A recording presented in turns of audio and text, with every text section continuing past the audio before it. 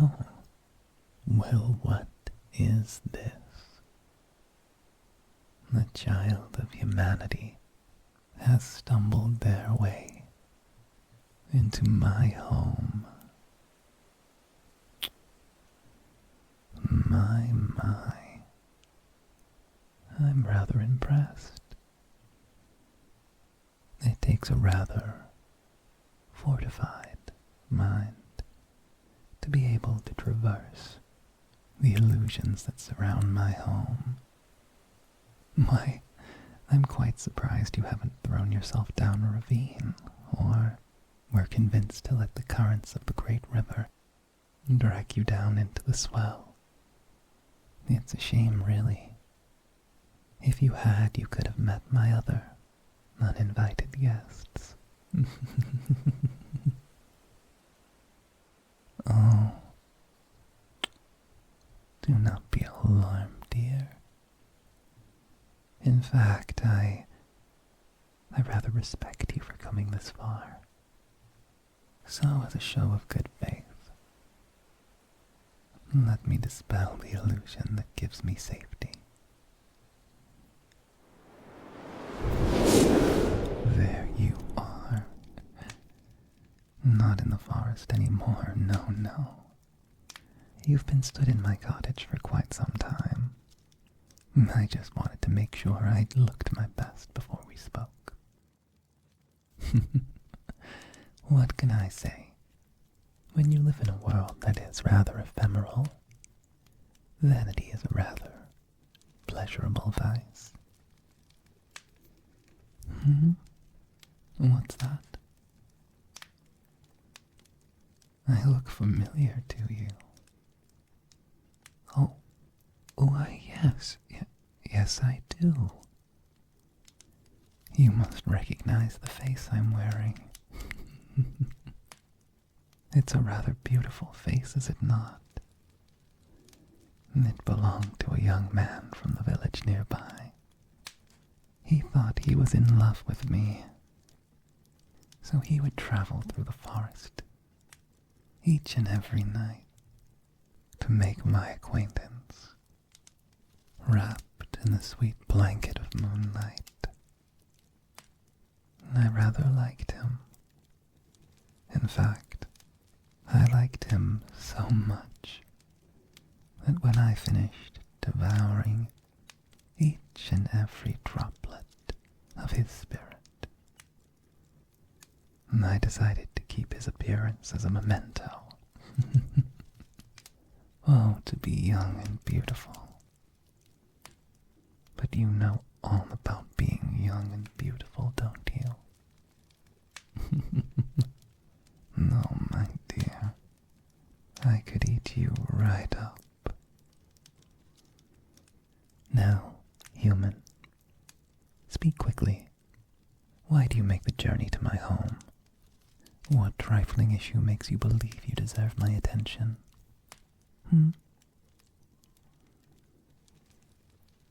Oh no, I will introduce myself after you become interesting. Now, the precious seconds of my interest I have granted you are wasting. I would encourage you to hurry along and reach the heart of the matter. No. Oh, my. I didn't realize I was in the presence of human nobility. My goodness. Well then, my liege, what is it you would ask?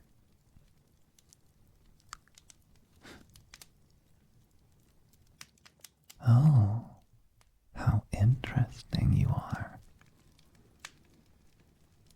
The town over which you rule has had their crops destroyed by grain rot. Oh, goodness. And with the spring so close, though, why, they will surely starve. Oh, and let me guess. You, hearing your people's beleaguered cries for assistance, thought you would march all the way to into my home and ask me for assistance. Making a deal with me is akin to making a deal with a demon. It's quite an interesting choice you have. Tell me, human, do you make many deals with demons? Well, you look the type. Oh, sweet noble. You're not uncomfortable, are you? With a creature such as I? No, I would hope not. It takes some bravery bringing yourself to a place like this, dealing with those who are less than savory. Well, noble, you're in luck. I can help. In fact, a cure could be brewed up. By the end of the day, I could certainly help. But why should I? Human problems are human problems. Yes, I could help, but I would gain nothing by simply handing you the remedy. Why, in fact, I would be out of the precious time it takes to brew. Time I could spend lounging, indulging myself in any manner of earthly pleasures, or perhaps just reading a book. So make me an offer, human. Move me, noble. Let me hear what you would be willing to sacrifice for the good of others.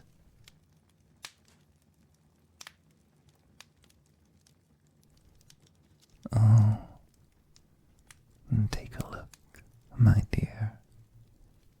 My cottage oh so small, familiars bound to each and every item, so that I needn't do anything. My life is quite perfect. There is nothing you could offer me, and so I regret to inform you. Your journey has been for naught. Now don't let the door hit you on the way out.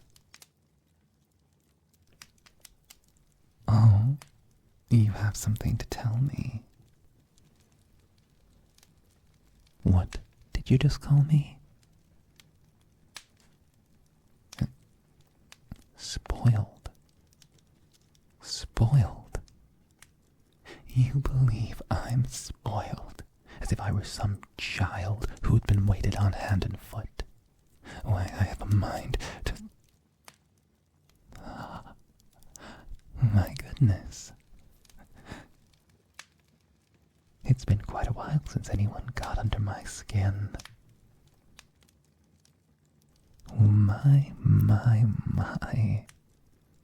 Traversing my illusions perfectly, and managing to get my blood up, all in our first meeting. I have to admit I was intrigued before, dear, but now I'm somewhere between mildly enthralled and thoroughly pissed off. It seems that one meeting with you has bruised my pride oh so much. And that, my dear, is something I simply cannot abide. Why, yes, I'm prideful. I could bewitch any and all I choose. But you seem resistant to my charms, and that does something to me. And it makes me very curious.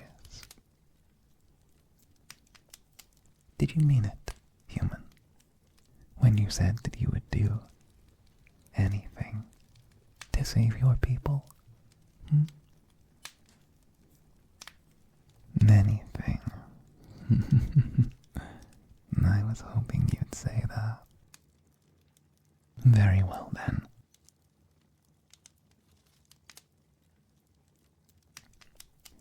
I whipped up some of this to deal with my own brain rot. earlier this year. You can have my leftovers. Just water the alchemical concoction down and spray it over your fields. It should fight back the grain rot. Any of the rot that survives the first week, pour accelerant on that area of the field and burn it away. If you leave any of the rot behind, it will only return worse the year after. The bottle is right here. Just take it. Oh, yes, I forgot what I want in return. I suppose I would be a fool to hand it over first. How about this? Human, oh high and mighty noble. For the next year, you will swear yourself into my service. You will live in my cottage with me, and do whatever I ask of you. Anything I so desire, without question and without remorse.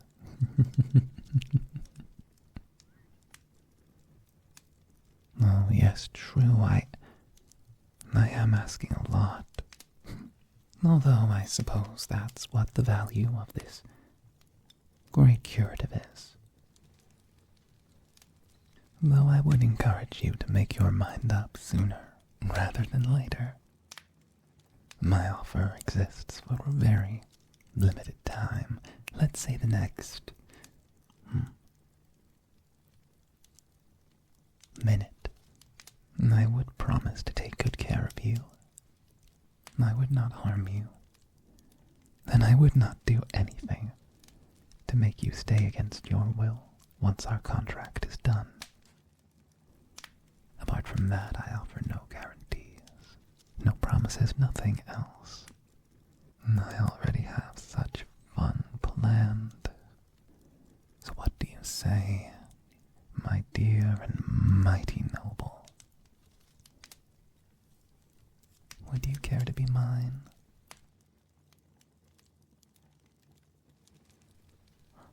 Oh, how self-sacrificing of you. Well then, take your cure, then leave my cottage. I expect to see you here tomorrow, and no, there's no need to pack. No, and if you think of going back on our deal, just know, I will hunt you down. Wonderful. Then, you best be on your way.